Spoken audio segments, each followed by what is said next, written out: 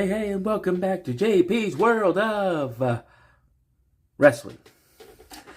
Today we are talking about Halloween Havoc 1992 and 1993. I told you before, I'm condensing them, two events into one video. So let's talk about WCW in the 90s for a minute, because in 90 and 91, I believe, or at least 91, WCW was being run by a guy named Jim Herd. And Jim Herd, for those of you who don't know, before coming to WCW, he was the CEO for Pizza Hut. So he was like the Pizza Hut guy.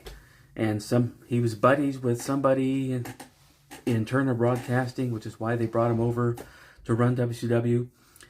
So Jim Herd didn't really know anything about wrestling. So that's why in 1991 in Halloween Havoc, it was like really silly. There was a lot of silly wrestlers that you've never heard of and silly gimmicks, because he was trying to compete with Vince McMahon and the WWF. Or in his mindset, he thought that because WWF was bigger, all wrestling fans wanted to see cheesy gimmicks and stupid matches. That's not the case. WCW fans, they wanted, wrestling. So that's why 1991 was kind of silly, and But 1992 rolls around, and WCW brings in Cowboy Bill Watts to start running things. And now Bill Watts was more nonsense. He was wrestling to the core. He was old school. And so he comes in and he starts changing things. He's no frills. There's no gimmicks around the ring. There's no ring mats around the ring, encouraging wrestlers to keep the action within the ring. So, and it shows on Halloween Havoc 1992, because for one thing, I know every single name on this list of guys that were on this card. So let's talk about it a little bit.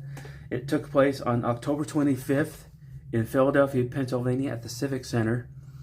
And I got to talk about two people in particular that were on the show. Number one is Missy Hyatt.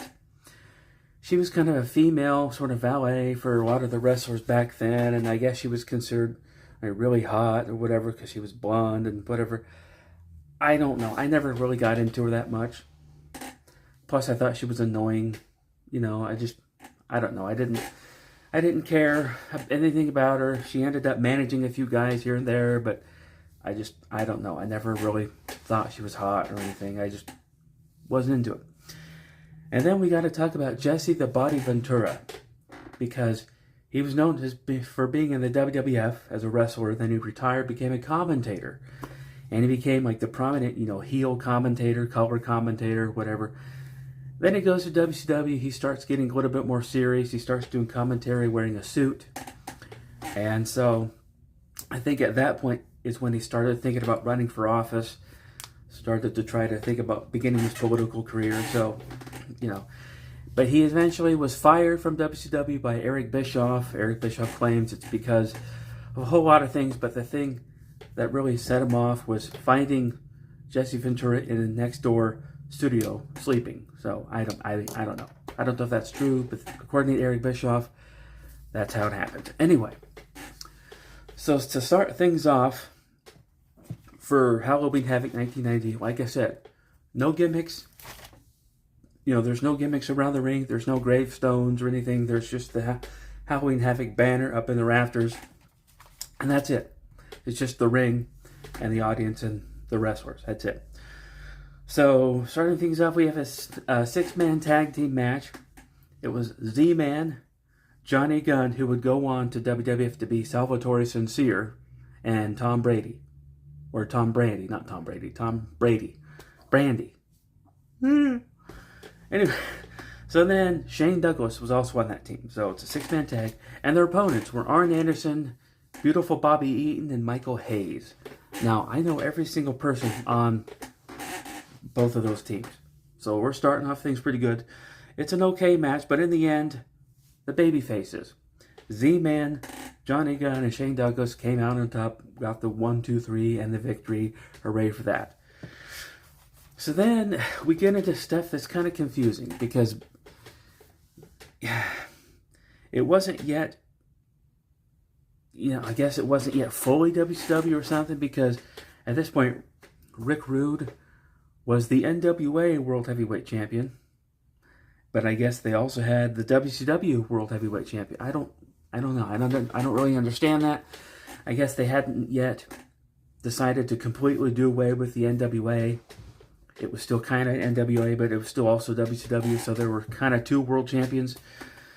So Rick Rude was the NWA World Champion, and he was instructed to defend the title twice on that day. And but instead of defending it the first time, he hired Vader to defend the title for him, and his opponent was Nikita Koloff, who won the right to wrestle Rick Rude, but he didn't get to wrestle Rick Rude. He had to wrestle Vader, and Vader won the match.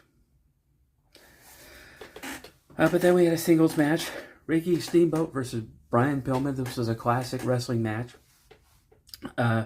Really back and forth. Two, like, kind of high-flying, kind of lightweight guys. And, but in the end, Ricky Steamboat won the match, but it was a pretty good match. I mean, it really was. And then we had Barry Windham and Dusty Rhodes, or Dustin Rhodes, rather. And this was a tag team championship match, and Barry Windham and Dustin Rhodes were the champions. And their opponents were Stunning Steve Austin and Dr. Death Steve Williams. And what's interesting there is that Stone Cold Steve Austin's real name is Steve Williams.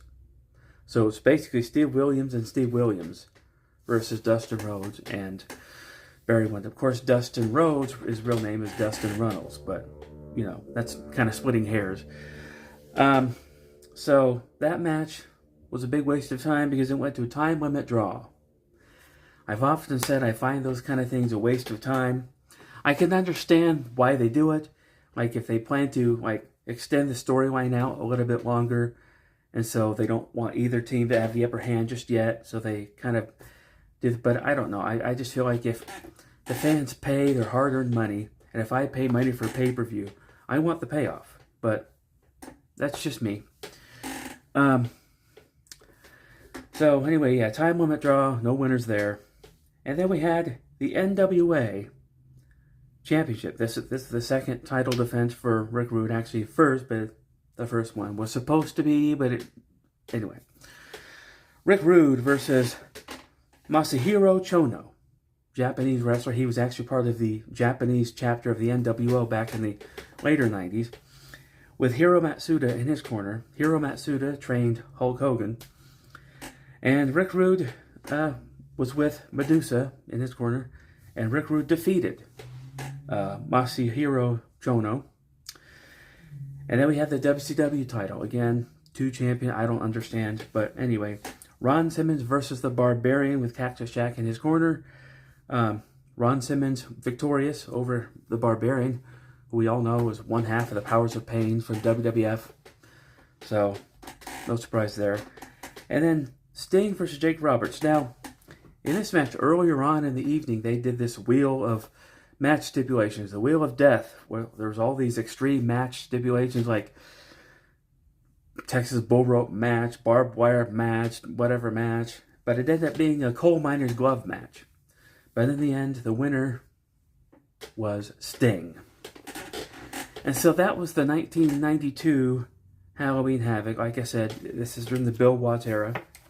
And Bill Watts believed in no frills, just all-out wrestling, and it was pretty good. It was, kind of, lackluster in some ways, but it was okay. At least they went back to more serious style wrestling.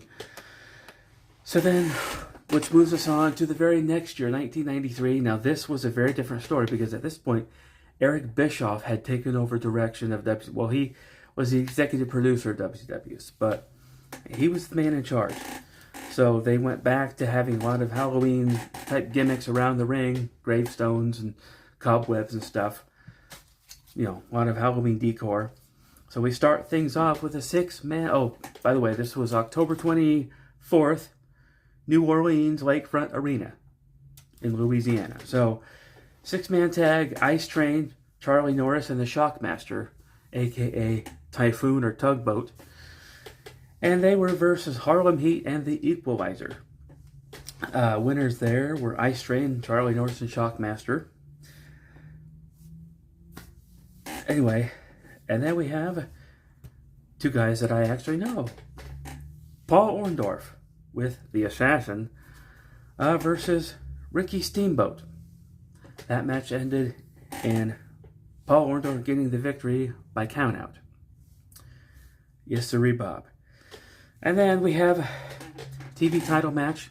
The champion, Lord Steven Regal, with Sir William in his corner, taking on Davey Boy Smith, the British Bulldog.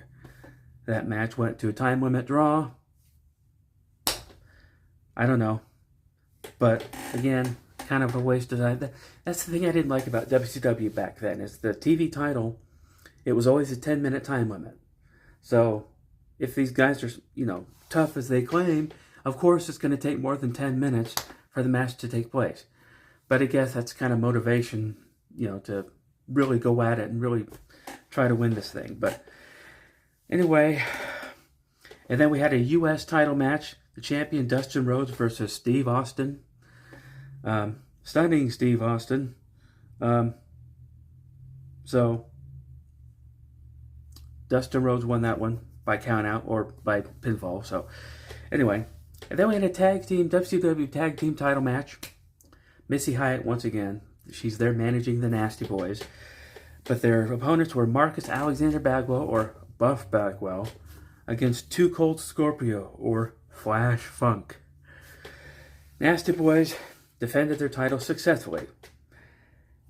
And then we had a single match, Sting versus Sid Vicious. Sting victorious there. I guess they had a feud going. They wrestled a lot on pay-per-views. I don't know what it was, but I guess they just enjoyed working together in pay-per-views. It was always pretty good. Sid was always this kind of lumbering big man that did very basic moves, very basic offense. And Sting, a little bit smaller, but he could really move around the ring stuff. So, anyway, Sting was victorious on this particular occasion.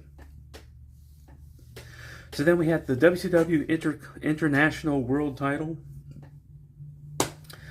I guess that's when they combined the NWA and WCW title. I don't know why they didn't just call it WCW World Title from the beginning, but that's just the way it is.